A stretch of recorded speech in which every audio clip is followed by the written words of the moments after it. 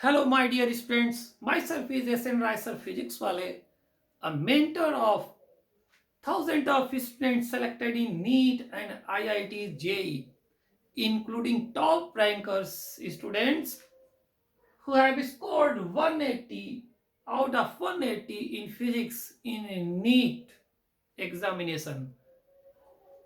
Today, I am going to discuss some points regarding the selection and the criteria of obtaining getting 180 marks out of 180 in physics. अब इसमें हमें बात करना है कि कौन कौन सा पॉइंट है नेसेसरी है जो फिजिक्स में मैक्सिमम मार्क्स दिला सकता है। मैक्सिमम 180 आउट ऑफ 180 आ सकता है, बट इसके नियर अबाउट भी आ सकता है। सबसे पहला पॉइंट है जो आज के सीन में चल रहा है, एनसीईआरटी का पढ़ना बहुत जरूरी है बेटा। ठीक है, अब बात ये करते हैं कि how to study NCERT physics.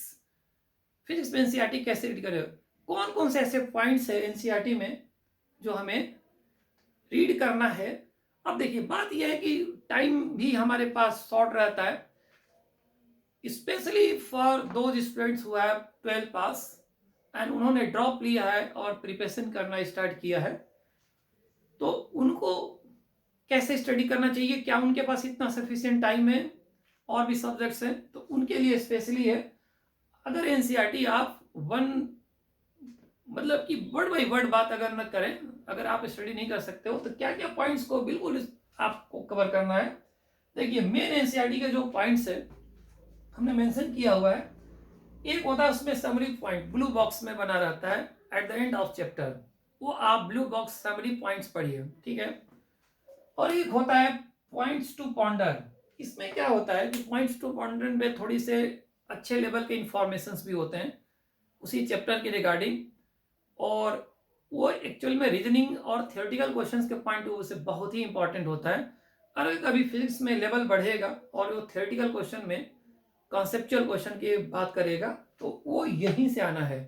ठीक है, समरी पॉइंट तो एक चैप्टर का समरी होता है, आपको एक समरी जल्दीबाजी में आपको पढ़ना है, पढ़ लिया कभी पढ़ा है तो रिवाइज करना बहुत आसान होगा। बोल्ड हेडिंग्स और पॉइंट्स आपने देखा होगा, एनसीईआरटी का भी पढ़ा है अगर तो बोल्ड ब्लैक कलर में हेडिंग रहते हैं। ठीक है, ब्लू कलर में भी हेडिंग रहता है कहीं कहीं कहीं कहीं थ्योरी में, जैसे कोई लॉ लिख रहा है या कोई पॉइंट्स ऐसा लिखना चाह रहा है, ठीक है, तो उसको बोल्ड ब्लैक कलर रहता है, उसको आप रीड करिए, स्टडी दोज पॉइंट्स। आप स्पेशली उनको टारगेट करके रीड करिए। आप एनसीईआरटी मान लीजिए रिवाइज कर रहे हैं, सपोज करिए पढ़ा हुआ एक बार आपने रिवीजन करना स्टार्ट किया जब, तो उन बोल्ड पॉइंट्स को आप पढ़िए, heading plus bold points, summary, points to ponder. अब देखिए, ग्राफ्स, फिजिक्स के हर एक चैप्टर में ग्राफ रहता है। जैसे मान लीजिए आप कुछ खास तौर पे वो ग्राफ्स जो इंफॉर्मेशन कैरी कर रहे होते हैं और आपके पास कोई ऐसा टूल और मैथमेटिकल फॉर्मूला नहीं है जो आप उस समय ड्रा कर लेंगे। ठीक है, जैसे करंट इलेक्ट्रिसिटी में, सेमी कंडक्टर के चैप्टर में बहुत सारी ऐसी जगह है जहां पे ग्राफ हमने तो एग्जांपल दिया है।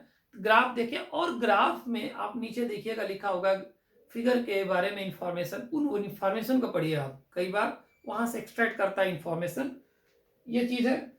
और फिगर्स, फिगर्स वही है, ग्राफ और फिगर्स। फिगर में अंदर में जो लिखा रहता है, फिगर बना हुआ कोई और फिगर के नीचे लिखा होता है, ये इसके बारे में बताता है। जैसे आप, मैंने फॉर एग्जांपल बात करें अगर, तो अगर हम देखें तो एक वेलोसिटी प्रोफाइल बना हुआ है, ठीक है, fluid flowing through the tube के लिए, उसमें बताया है कि कुछ और इंफॉर्मेशन लिखा है फिगर के नीचे कि क्या चीज़ है, ये वेलोसिटी प्रोफाइल है। तो एरो के थ्रू दिखाया है कि वेलोसिटी कैसे मिड पॉइंट में बीच में मैक्सिमम होती है और धीरे धीरे डिक्रीज कर रही थी। ठीक है, तो इन चीज़ों का ऐसे बहुत सारे इंफॉर्मेशन है और भी है, मैंने एक एग्जांपल लिया है। तो एनसीईआरटी पढ़ने का ये बेस्ट तरीका है, और आप प्रॉपरली नोट्स बना लीजिए इन पॉइंट्स को। अगर आपको लगता है कि ये हम भूल सकते हैं तो आप गैदर करिए पॉइंट्स को और एक नोट्स बनाइए शॉर्ट में। तो ये तो एनसीईआरटी पढ़ने का तरीका है। अब जैसे कोई कहता है कि हमारे पास इतना टाइम नहीं कि एनसीईआरटी बैठकर पढ़े, क्योंकि आपको ये भी ध्यान देना होगा कि आपके क्लास के जो नोट्स होंगे, ठीक है, जिस इंस्टीट्यूशन में आप पढ़ रहे होंगे वहाँ का नोट्स होगा, तो आप बेसिकली आप टीचर के नोट्स को फॉलो करें। ठीक है, नोट्स प्रॉपर होना चाहिए और ब्रीफ में होना चाहिए, बहुत डिटेल नोट्स आप विद डेरिवेशन, आपके पास टाइम नहीं है पढ़ने का, खासतौर से कॉम्पिटिटिव एग्जाम्स के लिए देखें। हाँ, बेसिक जरूर क्लियर होना चाहिए। अब इंक्रीज कैसे करें accuracy, how to increase accuracy and speed. अब क्या होता है, ये एक्यूरेसी और स्पीड वाला जो मैटर है, ये just depends on the practice level कि how many test you have attempted, कितने आपने टेस्ट को अटेम्प्ट किया है, और उसकी फ्रीक्वेंसी अच्छी होनी चाहिए, और विद प्रिपरेशन टेस्ट को अपीयर करना है। और अगर सपोज करिए कई बार आपका प्रिपरेशन नहीं है तो भी टेस्ट में अपीयर हुई है, इस बात को इवेल्युएट करने के लिए, इस बात की टेस्टिंग के लिए कि आपने अगर थोड़ा कम ही पढ़ा है, तैयारी नहीं है, तो कैसा टेस्ट में हम परफॉर्म कर रहे हैं। ठीक है, विदाउट गोइंग इन डिटेल गए बगैर। इससे क्या होता है, आपको कॉन्फिडेंस भी डेवलप होगा।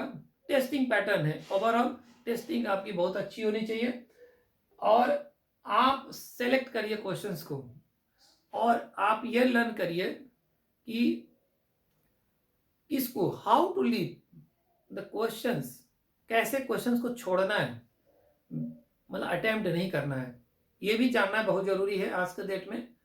हालांकि नीट के न्यू पैटर्न में हमारे पास ऑप्शंस रहेंगे, तो ऑप्शंस मिलेगा तो नहीं छोड़ेंगे बिल्कुल, बट ये जज जरूर करेंगे कि किस क्वेश्चन को कैसे जज करेंगे। अननोन क्वेश्चंस को लास्ट में अटेम्प्ट करना है, नोन क्वेश्चन सिमिलर क्वेश्चंस को पहले अटेम्प्ट लेना है।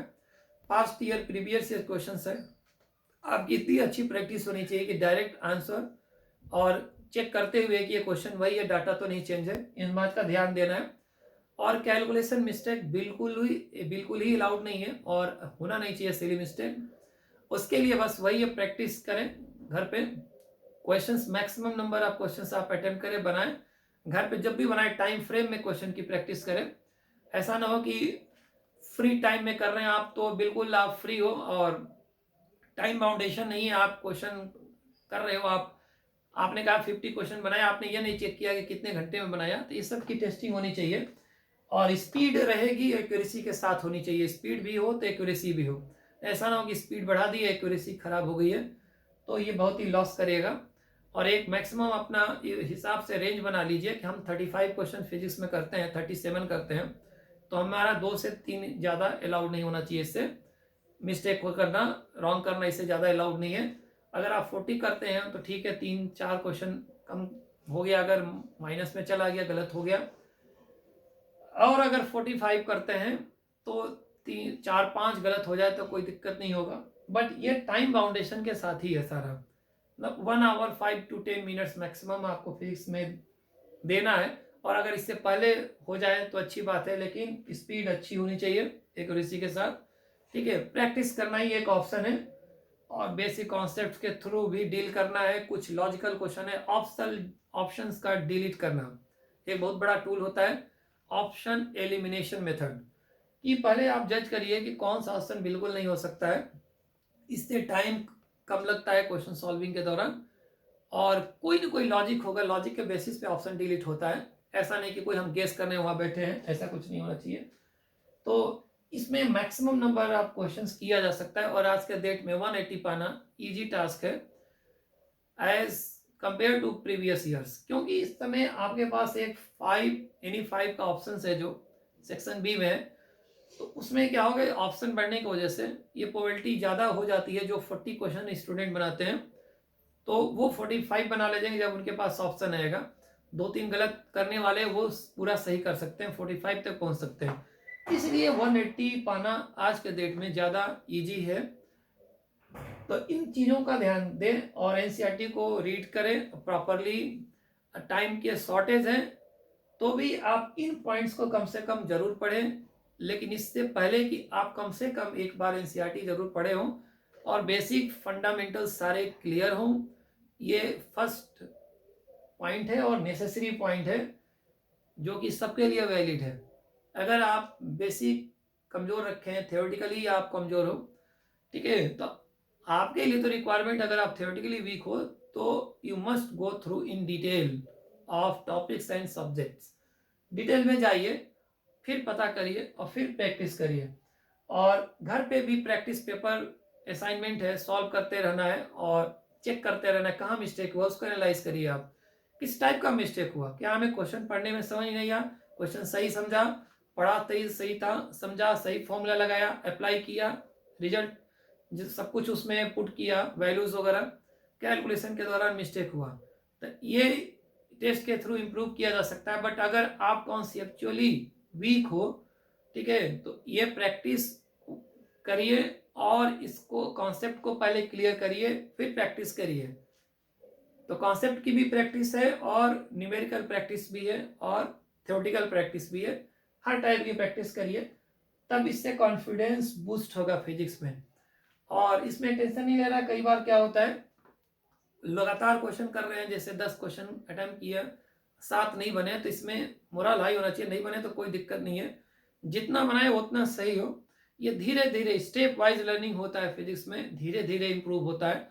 आप सडनली, जैसे आप वीक हैं, आपके मार्क्स कम आ रहे हैं, तो सडनली ऐसा नहीं करिश्मा हो जाएगा, कोई चमत्कार हो जाएगा कि आप सारे के सारे सही करने लगेंगे। स्टेप वाइज अगर आप 15 क्वेश्चन सही करते हो तो आप टारगेट करो 20 का, 20 से 25 का, 30 से 35 का। धीरे धीरे इंप्रूवमेंट होगा, लेकिन रेगरस कंटिन्यूअस एफर्ट। ऐसा नहीं कि 2 दिन पढ़ते हैं या फिर 4 दिन गायब है, नहीं पढ़ते हैं। तो स्टडी में कंटिन्यूटी, कंसिस्टेंसी स्टडी में बहुत ही मेंटेन करना पड़ेगा और डेली आवर्स आपको बहुत ज़्यादा डिवोट करना होगा। तो सब मिला जुला कर इसमें कॉन्फिडेंस तभी आएगा जब आप ज़्यादा स्टडी करोगे। कई बार ऐसा लगता है कि जैसे कि हम जिस दिन स्टडी ज़्यादा कर लेते हैं तो उस दिन ज़्यादा कॉन्फिडेंस से भरे रहते हैं, अगले दिन नेक्स्ट डे एग्जाम है तो आप अच्छा परफॉर्म करते हो। ये बस उसी कॉन्फिडेंस का नतीजा है। कॉन्फिडेंस डेवलप इसीलिए हुआ था क्योंकि आपने स्टडी किया था। तो अगर आप स्टडी कंटिन्यूअस करते रहेंगे तो आपका कॉन्फिडेंस अपने आप बूस्ट होता रहेगा, ठीक है, मोरल हाई रहेगा। तो इसमें सारी चीज़ें ये सब मिला जुला कर एक ही बात है कि हमें प्रैक्टिस करना है और स्टडी करना है, क्योंकि दुनिया में और भी कोई ऑप्शन नहीं है। कॉन्फिडेंस अगर नहीं रहेगा तो आप समझिए कि ये उसी तरीके से है कि अगर हम एक पतला सा रास्ता दे दें आपको चलने भर का, और अगल बगल खाई हो जिसमें और बाउंड्री ना हो, रेलिंग ना हो, तो आपका कॉन्फिडेंस नहीं रहेगा। भले ही आपको चलने भर का सफिशिएंट पाथ मिला हो, ठीक है, 4 फीट 5 फीट वाइड हो, तो भी आप गिर जाएंगे कॉन्फिडेंस लूज करने के साथ, ठीक है।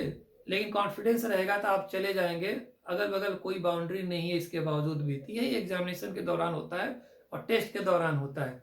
और बाकी और भी सब्जेक्ट्स को मैनेज करते हुए टाइम मैनेजमेंट बहुत नेसेसरी है, क्योंकि आपका स्कोर 620 प्लस होना चाहिए अच्छे कॉलेजेस एमबीबीएस के पाने के लिए। इस तरीके से स्टडी करें बेटा, ठीक है। Thank you. नेक्स्ट वीडियो में फिर कुछ और लेकर आएंगे। Thank you so much.